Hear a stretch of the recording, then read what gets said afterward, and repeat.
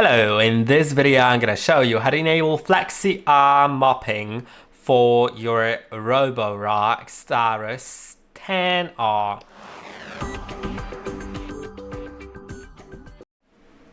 FlexiArm Mopping is basically a feature that can extend outside. It can move outside of the robot's body. The mopping pad, the right one. So when it's going next to a wall, it can clean the edges and corners better. And for that, you can go to settings and go to floor cleaning settings. Now you can enable FlexiArm Design Extended Mopping to do the closer to the wall cleaning.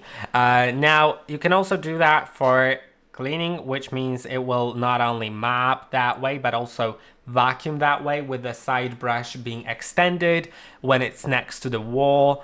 And that's basically it. I hope that this video was helpful. Don't forget to like and subscribe, and I'll see you in the next one.